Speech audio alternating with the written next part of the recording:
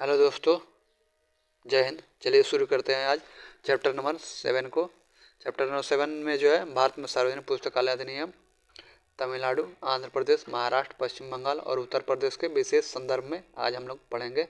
चलिए तो इसको थोड़ा बड़ा कर लेते हैं। पुस्तकालय अधिनियम का महत्व एवं आवश्यकता। पुस्तकालय अधिनियम का महत्व एवं आवश्यकता। महत्व के बारे में जानते हैं। पुस्तकालय के एक आदर्श संरचना को निर्धारित करता है और इसके क्रमिक विकास को सुनिश्चित करता है। यह अस्थायी और नियमित वित्तीय सहायता की व्यवस्था करता है, जिससे पुस्तकालयों का सतत विकास संभव हो पाता है। यह प्रशासन को उपयुक्त सत्ता निर्धारित करता है और उसे विधानमंडल एवं जनप्रतिनिधियों के प्रति उत्तरदायी बनाता है। यह राजनीतिज्ञों और प्रशासकों की अनियमितताओं पर रोक लगाता है। चलिए आगे बढ़ते हैं। आवश्यकता। पुस्तकालयों की स्थापना, रखरखाव और विकास के लिए अधिनियम अनिवार्य है। यह जनता को निःशुल्क पुस्तकालय सेवा प्रदान करने में सहायक होता है। पुस्तकालयों के बीच आपसी सहयोग के लिए एक ठोस आधार प्रदान करता है। यह एक सुदृढ़ संचालन मंडल के निर्माण में मदद करता है। चलिए आगे बढ़ते हैं। अगला देखते हैं। विभिन्न राज्यों में सार्वजनिक पुस्तकालय अधिनियम। विभिन्न राज्यों में सार्वजनिक पुस्तकालय अधिनियम के बारे में जानते हैं। तो सबसे पहले तमिलनाडु मद्रास सार्वजनिक पुस्तकालय अधिनियम 1948 के बारे में जानते हैं। पृष्ठभूमि। यह स्वतंत्र भारत का पहला पुस्तकालय अधिनियम था।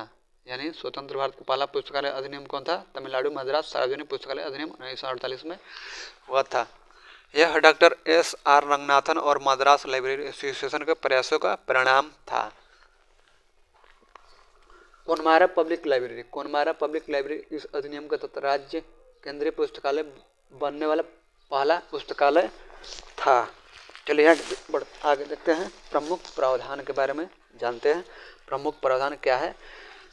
राज्य पुस्तकालय समिति जो है राज्य पुस्तकालय समिति, इसकी अध्यक्षता जो है राज्य के शिक्षा मंत्री करते हैं और इसका मुख्य कार्य सरकार को पुस्तकालय संबंधी मामलों को पर सलाह देना है। निदेशक।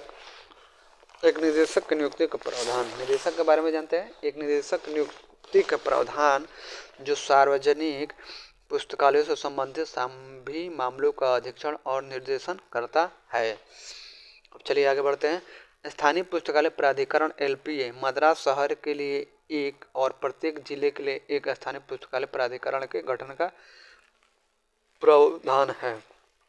वित्त के बारे में जानते हैं। राजस्व का मुख्य स्रोत संपत्ति कर या गृह कर पर लगाए जाने वाला पुस्तकालय उपकर लाइब्रेरी शेष है।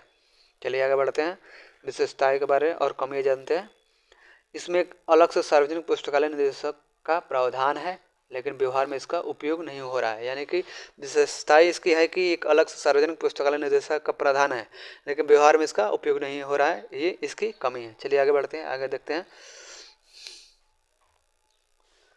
इसमें राज्य पुस्तकालय अधिनियम का प्रावधान नहीं है, बल्कि एक सलाहकार समिति का प्रावधान है। अधिनियम में विकास और रखरखाव जैसे आवश्यक शब्दों का अभाव है। अब चलिए आगे देखते हैं। आंध्र प्रदेश सार्वजनिक पुस्तकालय अधिनियम 1960। इसकी पृष्ठभूमि देखते हैं। 1956 में आंध्र प्रदेश राज्य के गठन के समय वहां 2 अधिनियम लागू थे, मद्रास सार्वजनिक पुस्तकालय अधिनियम और हैदराबाद लोक पुस्तकालय अधिनियम। प्रशासनिक कठिनाइयों से बचने के लिए एक एकीकृत और संशोधित अधिनियम की आवश्यकता महसूस की गई। एक एकीकृत अधिनियम अप्रैल 1960 से पूरे राज्य में लागू किया गया। तो आंध्र प्रदेश सार्वजनिक पुस्तकालय अधिनियम 1960 में। चलिए आगे बढ़ते हैं। प्रमुख प्रावधान क्या है इसके, तो देखते हैं। राज्य पुस्तकालय प्राधिकरण मद्रास अधिनियम के विपरीत इसमें राज्य पुस्तकालय समिति राज्य पुस्तकालय प्राधिकरण का प्रावधान है। निदेशक। इसमें एक अलग सार्वजनिक पुस्तकालय निदेशक का प्रावधान है। चलिए आगे देखते हैं। वित्त के बारे में। वित्त। संपत्ति कर प्रति ₹4 की दर से पुस्तकालय उपकर का प्रावधान है। राज्य केंद्रीय पुस्तकालय। इस अधिनियम में राज्य केंद्रीय पुस्तकालय का स्पष्ट प्रावधान है। जिला पुस्तकालय संस्था के सदस्यों का कार्यकाल 3 साल से बढ़ाकर 5 साल कर दिया गया है। चलिए आगे देखते हैं। महाराष्ट्र सार्वजनिक पुस्तकालय अधिनियम 1967 के बारे में जानते हैं। 1967 में हुआ था। इसकी पृष्ठभूमि क्या है? पृष्ठभूमि जो है, यह अधिनियम डॉक्टर रंगनाथन के प्रयासों के फलस्वरूप लागू हुआ। इसका उद्देश्य महाराष्ट्र राज्य में सार्वजनिक पुस्तकालयों की स्थापना करना, रखरखाव, संगठन और विकास करना है। प्रमुख प्रावधान क्या है इसके देखते हैं। प्रमुख प्रावधान जो है राज्य पुस्तकालय परिषद यह एक सलाहकार निकाय है जिसकी अध्यक्षता उच्च और तकनीकी शिक्षा मंत्री करते हैं। पुस्तकालय विभाग अधिनियम के प्रयोजन के लिए एक अलग पुस्तकालय विभाग की स्थापना का प्रावधान है जिसका प्रमुख पुस्तकालय निदेशक होता है। वित्त इस अधिनियम की सबसे बड़ी विशेषता यह कि इसमें किसी भी प्रकार के पुस्तकालय उपकर से इसका कोई प्रावधान नहीं है। सरकार पुस्तकालय कोष में प्रतिवर्ष कम से कम 25 लाख रुपए का योगदान करती है। राज्य केंद्रीय पुस्तकालय इसमें राज्य केंद्रीय पुस्तकालय का कोई प्रावधान नहीं है। चलिए आगे बढ़ते हैं, हम लोग देखते हैं अगला।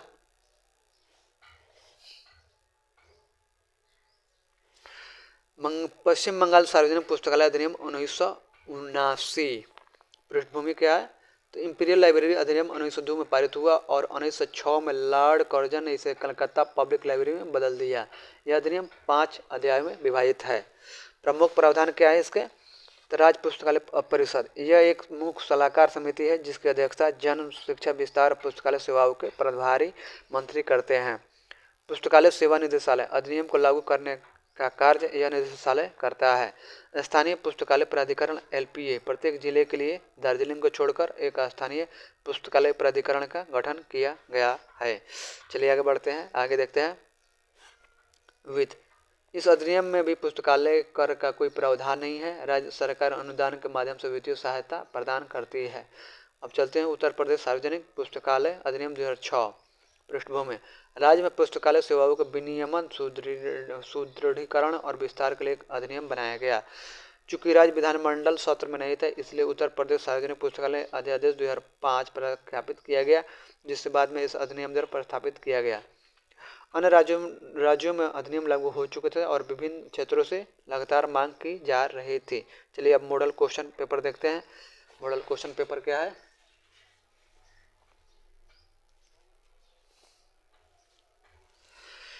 स्वतंत्र भारत में जो है सार्वजनिक पुस्तकालय अधिनियम स्वतंत्र भारत में सार्वजनिक पुस्तकालय अधिनियम किस राज्य में पारित हुआ था? तो आपका तमिलनाडु, तमिलनाडु मद्रास में 1900 कब हुआ था? 48 में हुआ था। चलिए आगे बढ़ते हैं। मद्रास तमिलनाडु सार्वजनिक पुस्तकालय अधिनियम किस वर्ष पारित किया गया था? तो 1948 में आ गया। किस महान पुस्तकालय के प्रयासों से मद्रास सार्वजनिक पुस्तकालय अधिनियम का आधार तैयार हुआ? तो 3 का आपका हो जाएगा C SR रंगनाथन के द्वारा। तमिलनाडु सार्वजनिक पुस्तकालय अधिनियम के तहत राज्य पुस्तकालय समिति का अध्यक्ष कौन होता है? तो 4 का हो जाएगा आपका C शिक्षा मंत्री होता है। आंध्र प्रदेश सार्वजनिक पुस्तकालय अधिनियम किस वर्ष पूरे राज्य में लागू किया गया था? तो आपका पूरे वर्ष जो है आपका 5 का C 1960 में लागू किया गया था। आंध्र प्रदेश अधिनियम के अनुसार संपत्ति गृह कर पर कितने पैसे प्रति रुपये की दर से पुस्तकालय उपकर का प्रावधान है? तो आपका 6 का हो जाएगा A 4 पैसे। भारत का एकमात्र राज्य कौन सा है जिसमें सार्वजनिक पुस्तकालयों के लिए एक समर्थित मंत्री का प्रावधान है? तो 7 का हो जाएगा A तमिलनाडु में। महाराष्ट्र लोक पुस्तकालय अधिनियम किस वर्ष लागू हुआ था? तो 8 का हो जाएगा B 1967 में। किस राज्य के सार्वजनिक पुस्तकालय अधिनियम में पुस्तकालय कर से इसका कोई प्रावधान नहीं है? तो 9 का आपका हो जाएगा C महाराष्ट्र में। चलिए आगे देखते हैं 10 नंबर। महाराष्ट्र अधिनियम के तहत राज्य पुस्तकालय परिषद का पदाध्यक्ष कौन होता है? तो 10 का आपका हो जाएगा D उच्च और तकनीकी शिक्षा मंत्री। 11 नंबर देखते हैं। पश्चिम बंगाल सार्वजनिक पुस्तकालय अधिनियम कब पारित किया गया? तो 11 का हो जाएगा आपका C पश्चिम बंगाल 1979 में हुआ था पारित। पश्चिम बंगाल अधिनियम के तहत जिला स्तर पर स्थानीय पुस्तकालय प्राधिकरण लोकल लाइब्रेरी अथॉरिटी का अध्यक्ष सामान्यतः कौन होता है? तो आपका 12 का हो जाएगा B जिला मजिस्ट्रेट होता है। उत्तर प्रदेश सार्वजनिक पुस्तकालय अधिनियम किस वर्ष पारित किया गया था? 13 का हो जाएगा आपका C 2006 में। उत्तर प्रदेश सार्वजनिक पुस्तकालय अध्यादेश 2006 किस तारीख को प्रख्यापित किया गया था? तो 14 का आपका हो जाएगा 31 जुलाई 2006 को। तमिलनाडु अधिनियम के अनुसार प्रत्येक प्रकाशक को अपने प्रकाशन की कितनी प्रतियां राज्य सरकार को प्रदान करने की आवश्यकता होती है? तो 15 का हो जाएगा D 5 प्रतियां। चलिए आगे बढ़ते हैं, अगला देखते हैं हम लोग। इस पुस्तकालय को तमिलनाडु अधिनियम के तहत राज्य केंद्रीय पुस्तकालय स्टेट सेंट्रल लाइब्रेरी बनाया गया। तो 16 का आपका हो जाएगा C कुन्नेमारा पब्लिक लाइब्रेरी को। 17 नंबर देखते हैं क्वेश्चन। 1956 में आंध्र प्रदेश के गठन के समय तेलंगाना क्षेत्र में कौन सा पुस्तकालय अधिनियम लागू था? तो 17 का आपका हो जाएगा B हैदराबाद लोक पुस्तकालय अधिनियम। चलते हैं अगला देखते हैं 18 नंबर। पुस्तकालय अधिनियम का मुख्य महत्व क्या है? तो 18 का हो जाएगा आपका ए, पुस्तकालय या पुस्तकालय को स्थायी व क्रमित वित्तीय सहायता सुनिश्चित करता है। 19 नंबर देखते हैं, स्वतंत्रता से पहले किस रियासत ने 1945 में सार्वजनिक पुस्तकालय अधिनियम पारित किया था? तो 19 का हो जाएगा आपका सी, कोल्हापुर। महाराष्ट्र सार्वजनिक पुस्तकालय अधिनियम 1967 के तहत पुस्तकालयों का एक अलग विभाग किसके अधीन स्थापित किया गया है? तो 20 का आपका हो जाएगा सी, 20 का सी, पुस्तकालयों का निदेशक। आंसर भी यहाँ पर दिया हुआ है। पश्चिम बंगाल अधिनियम के तहत किस जिले के लिए 2 अलग अलग स्थानीय पुस्तकालय प्राधिकरण बनाया गया है? तो 21 का हो जाएगा आपका सी। पुस्तकालय अधिनियम क्यों आवश्यक है? तो 22 का हो जाएगा आपका 22 का हो जाएगा डी, उपरोक्त सभी। चलिए आगे बढ़ते हैं। आंध्र प्रदेश अधिनियम में संशोधन के पश्चात राज्य केंद्रीय समिति के सदस्यों का कार्यकाल 3 वर्ष बढ़ाकर कितना कर दिया गया है? तो 23 का आपका हो जाएगा बी, 5 वर्ष। पुस्तकालय निधि लाइब्रेरी फंड की स्थापना का प्रावधान किस राज्य के अधिनियम में है, जिसमें सरकारी योगदान के साथ साथ जनता से प्राप्त दान भी शामिल है? 24 का आपका बी, महाराष्ट्र है। किस अधिनियम में पुस्तकालयों के प्रशासन से जुड़े सभी मामलों पर राज्य सरकार को सलाह देने के लिए राज्य पुस्तकालय परिषद स्टेट लाइब्रेरी काउंसिल का प्रावधान है? 25 का ए, महाराष्ट्र लोक पुस्तकालय अधिनियम। चलिए अगला चैप्टर देखते हैं हम लोग। अगला चैप्टर जो है चैप्टर 8 है और इसमें जो है पुस्तकालय संघ का अर्थ और उद्देश्य है। पुस्तकालय संघ का अर्थ और उद्देश्य के बारे में हम लोग पढ़ेंगे। चलिए थोड़ा सा बड़ा कर लेते हैं। पुस्तकालय संघ समान उद्देश्य वाले व्यक्तियों का समूह होता है। इसका मुख्य उद्देश्य पुस्तकालय व्यवसाय से जुड़े सदस्यों के हितों की रक्षा करना, पुस्तकालय आंदोलन को बढ़ावा देना और पुस्तकालय कर्मचारियों को प्रशिक्षण और सामाजिक स्तर में सुधार करना है। यह संघ सम्मेलनों संगोष्ठियों का आयोजन करता है और पत्रिकाओं का प्रकाशन भी करता है। चलिए आगे बढ़ते हैं। पुस्तकालय संघ के प्रकार देखते हैं। 1 नंबर भौगोलिक आधार पर अंतर्राष्ट्रीय, राष्ट्रीय, राज्य स्तरीय और क्षेत्रीय संघ। 2 नंबर विशेषता के आधार पर विशिष्ट पुस्तकालय संघ, सहायक संघ, ग्रंथालय संघ और पुस्तकालय और सूचना विज्ञान के शिक्षकों का संघ। चलिए आगे देखते हैं। IFLA international federation of library association and institution के बारे में पढ़ते हैं। स्थापना और परिचय क्या इसका देखते हैं। इफ्ला एक प्रमुख अंतर्राष्ट्रीय स्वतंत्र गैर सरकारी और गैर लाभकारी संगठन है। चलिए आगे देखते हैं इसके बारे में। इसकी स्थापना जो 30 सितंबर 1927 को स्कॉटलैंड के एडिनबर्ग में एक अंतर्राष्ट्रीय सम्मेलन में हुई थी। इसका मुख्यालय नीदरलैंड के द हेग में है। यह पुस्तकालय और सूचना विज्ञान के क्षेत्र में वैश्विक मंच प्रदान करता है। इसका मुख्य उद्देश्य देखते हैं। मुख्य उद्देश्य क्या है? तो मुख्य उद्देश्य क्या है? पुस्तकालय और सूचना सेवाओं के लिए उच्च मानकों को बढ़ावा देना, इन सेवाओं के मूल्य के व्यापक समाज को प्रोत्साहित करना, दुनिया भर के सदस्यों के हितों की प्रतिनिधित्व करना, मानवाधिकारों की सार्वभौमिक घोषणा के अनुच्छेद 19 में उल्लिखित अभिव्यक्ति की स्वतंत्रता के सिद्धांतों का समर्थन करना। चलिए संगठन और संरचना के बारे में पढ़ते हैं। इसकी महासभा में सदस्य संघों को नामित सदस्य होते हैं। इसके 3 प्रमुख भाग हैं। कार्यकारिणी समिति, परामर्शदात्री समिति और अध्ययन मंडल एवं उपमंडल।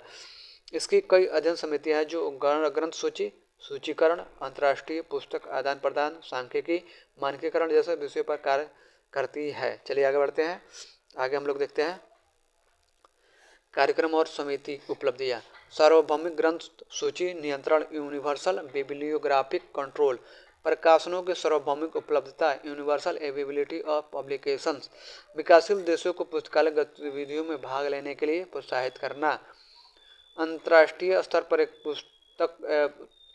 पुस्तक आदान प्रदान की संभावनाओं को विकसित करना, पुस्तकालय सामग्री का संरक्षण करना। चलिए आगे देखते हैं प्रकाशन इसके। इफ्ला जनरल त्रैमासिक, IFLA annual, IFLA directory standard for public libraries. चलिए आगे देखते हैं भारतीय पुस्तकालय संघ ILA इंडियन लाइब्रेरी एसोसिएशन के बारे में हम लोग पढ़ते हैं। स्थापना और परिचय क्या इसका देखते हैं। भारत का राष्ट्रीय पुस्तकालय संघ, जिसे संक्षेप में ILA कहा जाता है, इसकी स्थापना 12 सितंबर 1933 को कलकत्ता में प्रथम अखिल भारतीय पुस्तकालय सम्मेलन में हुई थी। इसका मुख्यालय विभिन्न स्थानों पर रहने के बाद अंततः 1982 से दिल्ली में अपने निजी भवन में स्थित है। चलिए आगे बढ़ते हैं। इसका मुख्य उद्देश्य देखते हैं, मुख्य उद्देश्य क्या है इसका, देश में पुस्तकालय आंदोलन को बढ़ावा देना, पुस्तकालय में सूचना विज्ञान के क्षेत्र में शिक्षा का विकास करना, पुस्तकालय कर्मियों की स्थिति और सेवा शर्तों में सुधार करना, भारत में उपयुक्त पुस्तकालय कानून एक्ट के प्रचार को बढ़ावा देना, राष्ट्रीय और अंतर्राष्ट्रीय स्तर पर प्रशिक्षण और अनुसंधान के लिए सहयोग प्रदान करना। चलिए आगे बढ़ते हैं, संगठन और संरचना के बारे में पढ़ते हैं। संघ की कार्यकारिणी का चुनाव डाक द्वारा भेजे गए मतपत्रों से 2 वर्ष के लिए होता है। इसके एक अध्यक्ष, 6 उपाध्यक्ष और 20 सदस्य होते हैं। इसकी लगभग 11 विभागीय समितियां हैं। सामान्य सभा की बैठक वर्ष में एक बार वार्षिक सम्मेलन के अवसर पर होती है। इसके कार्यकारिणी के कार्यकाल 2 वर्ष का होता है। गतिविधियों और प्रकाशन, प्रतिवर्ष देश के विभिन्न शहरों में वार्षिक सम्मेलनों का आयोजन किया जाता है। ILA बुलेटिन नामक त्रैमासिक पत्रिका और ILA न्यू लेटर नामक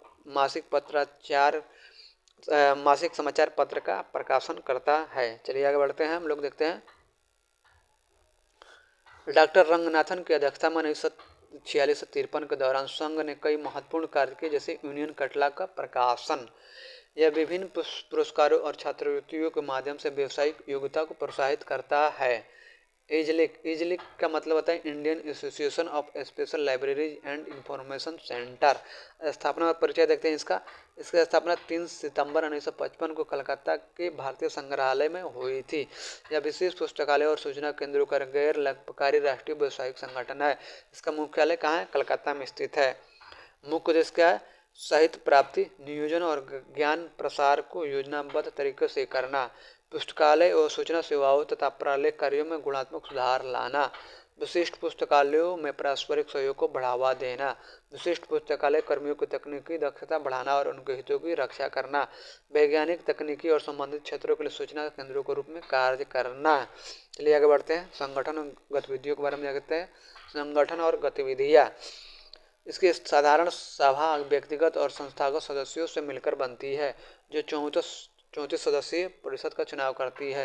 यह विभिन्न विभागों के माध्यम से कार्य करता है, जैसे प्रलेखन, शिक्षा, अनुवाद, प्रकाशन और पुस्तकालय सेवा विभाग। यह मांग पर सूचना, फोटोकॉपी और अनुवाद सेवा प्रदान करता है। यह अल्पकालिक प्रशिक्षण कार्यक्रम, सम्मेलन और संगोष्ठियों का आयोजन करता है। यह भारत में पुस्तकालय पेशे के लिए आचार संहिता तैयार करने में सहायक रहा है। चलिए आगे देखते हैं, प्रकाशन। इजलिक बुलेटिन त्रैमासिक, इजलिक न्यूज़लेटर मासिक, इंडियन लाइब्रेरी साइंस एब्स्ट्रैक्ट त्रैमासिक सार पत्रिका, विशिष्ट पुस्तकालयों के डायरेक्टरी और सम्मेलनों की कार्यवाही का प्रकाशन। मूल्यांकन देखते हैं, मूल्यांकन के बारे में। इजलिक ILA की तुलना में अधिक गतिशील संस्था मानी जाती है। यह वैज्ञानिक और शिक्षाविदों और तकनीकी विदों को अद्यतन ज्ञान प्रदान करने में सराहनीय कार्य कर रहा है। यह भारत में एकमात्र संघ है जो वैज्ञानिकों को अनुवाद सेवा भी प्रदान करता है। इजलिक के पहले अध्यक्ष AK मुखर्जी चुने गए थे। चलिए आप मॉडल क्वेश्चन देखते हैं। इजलिक का पूरा नाम क्या है? इजलिक का पूरा नाम क्या है? तो इजलिक का पूरा नाम है आपका 1 Indian association of special library and information centre. IFLA का स्थापना कब हुआ था?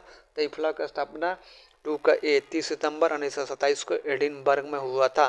भारतीय पुस्तकालय संघ ILA का गठन कब हुआ था? तो 3 का आपका हो जाएगा C, 12 सितंबर 1933 को हुआ था। Indian association of special libraries and information centres, easily की स्थापना औपचारिक रूप से कब की गई थी? तो 4 क्या हो जाएगा आपका D, 3 सितंबर 1955 को। इफ्ला का प्रधान कार्यालय कहाँ स्थित है? तो 5 का हो जाएगा आपका C, द हेग, नीदरलैंड में। भारतीय पुस्तकालय संघ ILA का स्थायी मुख्यालय कहाँ स्थापित किया गया है? तो 5 का हो जाएगा आपका C, मुंबई। इजलिक का मुख्यालय कहाँ स्थित है? तो 7 का हो जाएगा आपका C, कलकत्ता। पुस्तकालय संघ का मुख्य उद्देश्य क्या है? तो 8 का हो जाएगा आपका A, पुस्तकालय व्यवसाय से जुड़े सदस्यों के हितों के लिए कार्य करना। चलिए आगे बढ़ते हैं, हम लोग अगला देखते हैं। भारतीय पुस्तकालय संघ ILA द्वारा प्रकाशित त्रैमासिक पत्रिका का क्या नाम है? तो 9 का हो जाएगा आपका B, ILA बुलेटिन। इजलिक द्वारा प्रकाशित त्रैमासिक शोध पत्रिका का क्या नाम है? तो 10 का हो जाएगा आपका C, इजलिक बुलेटिन। इफ्ला द्वारा प्रकाशित त्रैमासिक पत्रिका का नाम क्या है? तो 11 का हो जाएगा आपका A, इफ्ला जर्नल। चलिए आगे बढ़ते हैं। भौगोलिक आधार पर पुस्तकालय संघों को किन स्तरों पर विभाजित किया जा सकता है? तो 12 का हो जाएगा आपका सी, अंतर्राष्ट्रीय, राष्ट्रीय, राज्य स्तरीय और क्षेत्रीय। 13 नंबर, भारतीय पुस्तकालय संघ ILA का प्रथम अखिल भारतीय पुस्तकालय सम्मेलन कहाँ आयोजित हुआ था? तो 13 का हो जाएगा आपका सी, कलकत्ता। इजली के पहले अध्यक्ष के रूप में किसे चुना गया था? तो 14 का हो जाएगा सी, AK मुखर्जी। इफला में मतदान के अधिकार वाले दो मुख्य सदस्य वर्ग कौन है? तो 15 का हो जाएगा आपका बी, एसोसिएशन सदस्य और संस्थागत सदस्य। 16, भारतीय पुस्तकालय संघ ILA के उद्देश्यों में से एक प्रमुख उद्देश्य क्या है? तो 16 का हो जाएगा बी, भारत में उपयुक्त पुस्तकालय कानून को बढ़ावा देना।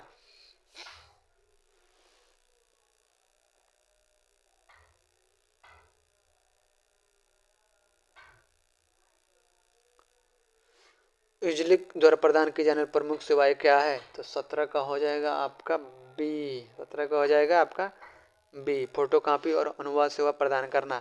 18 नंबर हो जाएगा, भारत सरकार ने 1957 में किसकी अध्यक्षता में पुस्तकालय परामर्श समिति की स्थापना की थी? तो आपका 18 का हो जाएगा आपका बी, KP सिन्हा। 19 सदस्यों की गतिविधियों के प्रचार प्रसार के लिए ILA द्वारा किस मासिक प्रकाशन का उपयोग किया जाता है? तो 19 को हो जाएगा सी, ILA न्यूज़लेटर। आइजलिक द्वारा अपने सदस्यों को गतिविधियों से परिचित कराने के लिए किस मासिक प्रकाशन का उपयोग किया जाता है? तो 20 को हो जाएगा डी, आइजलिक न्यूज़लेटर। इफला वैश्विक मंच पर किसका प्रतिनिधित्व करता है? तो 21 का हो जाएगा सी, पुस्तकालय और सूचना विज्ञान के पेशे का। चलिए आगे देखते हैं। 22 नंबर आंसर भी दिया गया है यहाँ पर। भारतीय पुस्तकालय संघ ILA की कार्यकाल कितने वर्ष का होता है? तो 22 का आपका हो जाएगा बी, 2 वर्ष। इजलिक मुख्य रूप से भारत में किस प्रकार के पुस्तकालयों का संघ है? 23 का हो जाएगा डी, विशिष्ट पुस्तकालय। किस अंतर्राष्ट्रीय संगठन के साथ इफला के औपचारिक सहयोगी संबंध है? तो 23 का हो जाएगा आपका डी, 23 का हो जाएगा डी, विश्व स्वास्थ्य संगठन WHO। 25 नंबर देखते हैं, निम्नलिखित में से कौन सा राज्य स्तरीय पुस्तकालय संघ भारतीय पुस्तकालय संघ ILA से पहले स्थापित हुआ था? तो 25 को हो जाएगा बी, आंध्र प्रदेश पुस्तकालय संघ 1914। चलिए आगे बढ़ते हैं, अगला चैप्टर देखते हैं, चैप्टर नंबर 9। चैप्टर 9 में क्या है? चैप्टर 9 में आपका है पुस्तकालयों के विकास में विभिन्न भारतीय संस्थानों का योगदान। पुस्तकालय के विकास में विभिन्न भारतीय संस्थानों का योगदान के बारे में हम लोग पढ़ेंगे। चलिए देखते हैं।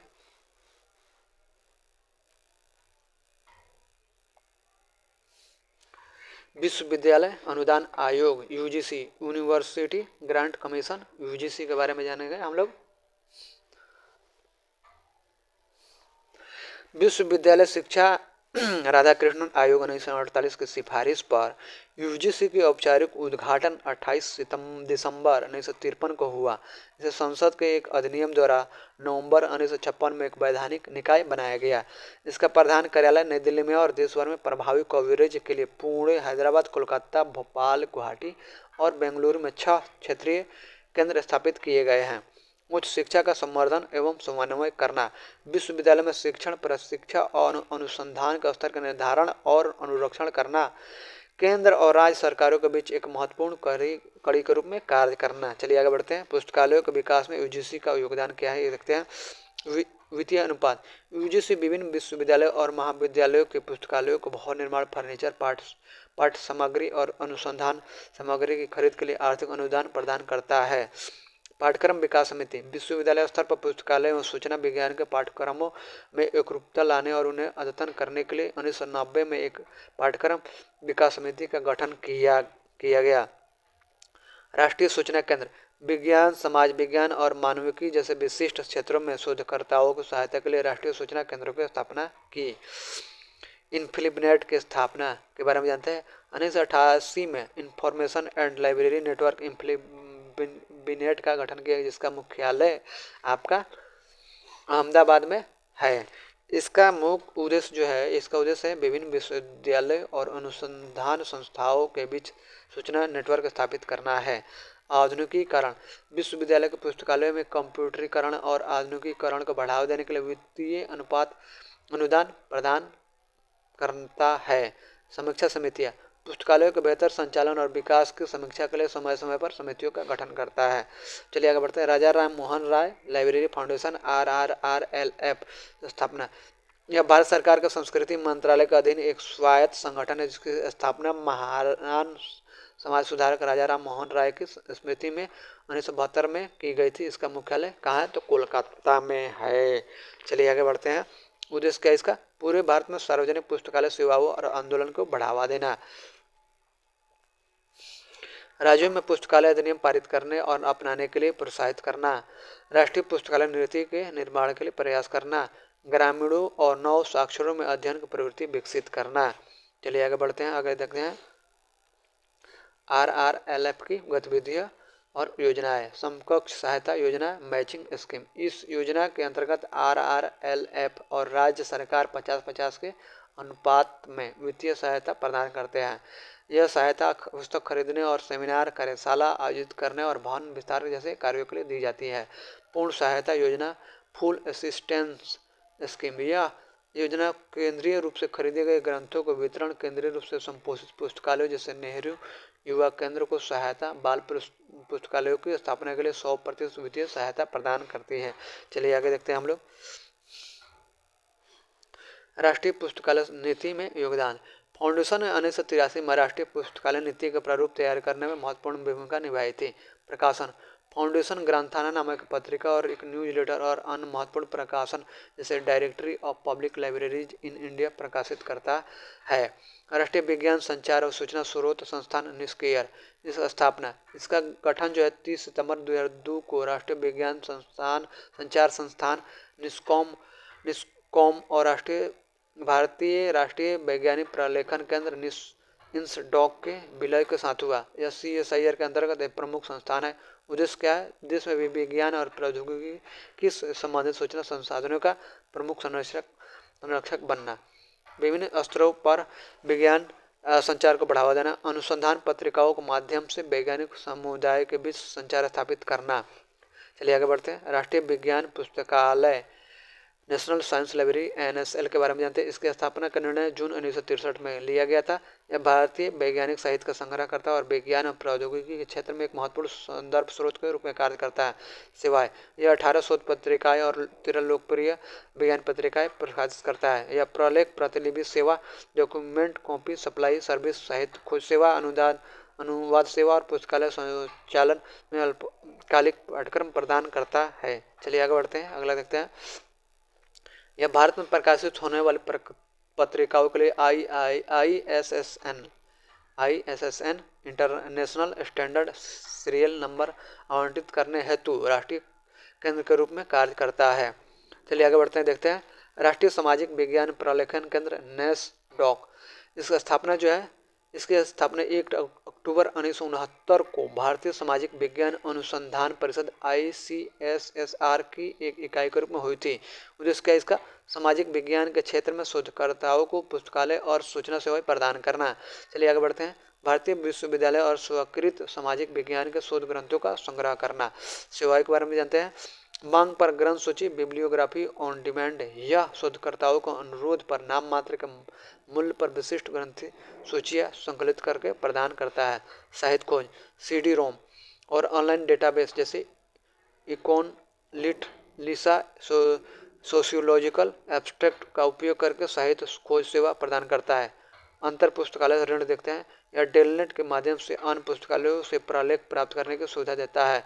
प्रकाशन, यह विभिन्न ग्रंथ सूचियों और सार पत्रिका जैसे सोशल साइंस रिसर्च इंडेक्स और कॉन्फ्रेंस अलर्ट प्रकाशित करता है। पुस्तकालय संग्रह देखते हैं। इसके पुस्तकालय में 5400 से अधिक डॉक्टरेट थीसिस, 3700 से शोध परियोजना रिपोर्ट, 12000 से अधिक पत्रिकाओं के बाउंड वॉल्यूम का उत्कृष्ट संग्रह है। चलिए मॉडल क्वेश्चन पेपर देखते हैं। मॉडल क्वेश्चन पेपर में क्या है? तो पहला जो है विश्वविद्यालय अनुदान आयोग UGC को किस वर्ष एक वैधानिक निकाय के रूप में स्थापित किया गया था? तो आपका 1 का हो जाएगा, C 1956 में। राजा Ram Mohan Roy library foundation RRLF की स्थापना किस वर्ष हुई थी? तो 2 का हो जाएगा, B 1972 में। निष्क्रिय का गठन किस 2 संस्थाओं के विलय से हुआ था? तो आपका 3 का हो जाएगा, C निस्कॉम और इंसडॉक। राष्ट्रीय सामाजिक विज्ञान प्रलेखन केंद्र NSDOC की स्थापना कब हुई थी? तो 4 का आपका हो जाएगा बी 1970 में। इंफॉर्मेशन एंड लाइब्रेरी नेटवर्क इंफ्लीबनेट का मुख्यालय कहाँ स्थित है? तो 5 का हो जाएगा सी अहमदाबाद में। भारत के विश्वविद्यालय अनुदान आयोग यूजीसी को किस देश की यूनिवर्सिटी ग्रांट कमीशन के मॉडल पर तैयार किया गया है? तो आपका 6 का हो जाएगा डी ब्रिटेन के। चलिए आगे बढ़ते हैं, अगला क्वेश्चन देखते हैं। राजा Ram Mohan Roy library foundation RRRLF का मुख्य उद्देश्य किस प्रकार के पुस्तकालयों को बढ़ावा देना है? तो 7 का हो जाएगा आपका डी सार्वजनिक पुस्तकालय। भारत में सीरियल्स के लिए अंतर्राष्ट्रीय मानक सीरियल्स नंबर ISSN कौन सी संस्था प्रदान करती है? तो 8 का आपका हो जाएगा बी निस्केयर। बिब्लियोग्राफी ऑन डिमांड सेवा किस संस्था द्वारा प्रदान की जाती है? तो 9 का हो जाएगा आपका सी नेशडॉक। यूजीसी का औपचारिक उद्घाटन 28 दिसंबर 1953 को किसके द्वारा किया गया था? तो 10 का हो जाएगा सी मौलाना अब्दुल कलाम आज़ाद। राष्ट्रीय विज्ञान पुस्तकालय नेशनल साइंस लाइब्रेरी कहाँ स्थित है? तो 11 का हो जाएगा डी नई दिल्ली में। नेशडॉक किस परिषद का एक घटक इकाई है? तो 12 का हो जाएगा डी भारतीय सामाजिक विज्ञान अनुसंधान परिषद। चलिए आगे देखते हैं, 13 नंबर सवाल हम देखते हैं। ग्रंथाना नामक पत्रिका प्रकाशन किस संस्था द्वारा किया जाता है? तो 13 का हो जाएगा आपका सी राजा Ram Mohan Roy library foundation. UGC ने देश भर में कितने क्षेत्रीय केंद्रों की स्थापना की है? तो आपका 14 का हो जाएगा 6। स्वतंत्रता के बाद 1948 में गठित प्रथम विश्वविद्यालय शिक्षा आयोग के अध्यक्ष कौन थे? तो 15 का हो जाएगा सी डॉक्टर एस राधाकृष्णन। निस्केयर की स्थापना किस तिथि को हुई? तो 16 का हो जाएगा आपका ए 30 सितंबर 2002 को। डॉक ने इंटर लाइब्रेरी रिसोर्स सेंटर की स्थापना किस संस्था के साथ मिलकर की थी? तो 17 को हो जाएगा बी जवाहरलाल नेहरू विश्वविद्यालय JNU। यूजीसी ने पुस्तकालय में सूचना विज्ञान पाठ्यक्रम विकास समिति का गठन किस वर्ष किया? तो 18 का हो जाएगा बी 1957 में। राजा Ram Mohan Roy library foundation RRRLF का मुख्यालय कहाँ है? तो 19 का हो जाएगा सी कोलकाता में है। चलिए आगे बढ़ते हैं। बी सूचना विज्ञान में एसोसिएटशिप इंफॉर्मेशन साइंस की संस्था का प्रमुख पाठ्यक्रम है? तो 20 का हो जाएगा डी निस्केयर। अनुसंधानकर्ताओं को विभिन्न पुस्तकालयों से सामग्री संकलित करने के लिए वित्तीय सहायता अध्ययन अनुदान योजना कौन सी संस्था प्रदान करती है? 21 को हो जाएगा एक नेशडॉक। निस्केयर द्वारा प्रकाशित लोकप्रिय विज्ञान पत्रिका का नाम क्या है? तो आविष्कार है। 22 का बी आविष्कार। राजा राम मोहन लाइब्रेरी फाउंडेशन का समकक्ष सहायता योजना अंतर्गत केंद्र और विकासशील तथा पिछड़े राज्य सरकार के बीच वित्तीय सहायता का अनुपात क्या है? तो 23 का हो जाएगा आपका बी 60 और 40। 24 भारत में उच्च शिक्षा का मैग्ना कार्टा किसे कहा जाता है? तो 24 का हो जाएगा डी सर चार्ल्स वुड का डिस्पाइज। किस संस्था का उद्देश्य सार्वजनिक पुस्तकालय आंदोलन को बढ़ावा देना है? तो 25 का हो जाएगा डी राजा राम मोहन राय लाइब्रेरी फाउंडेशन। चलिए इसी के साथ ये चैप्टर समाप्त हुआ। कल अगला चैप्टर होगा, अगला चैप्टर जो है कल होगा। चलिए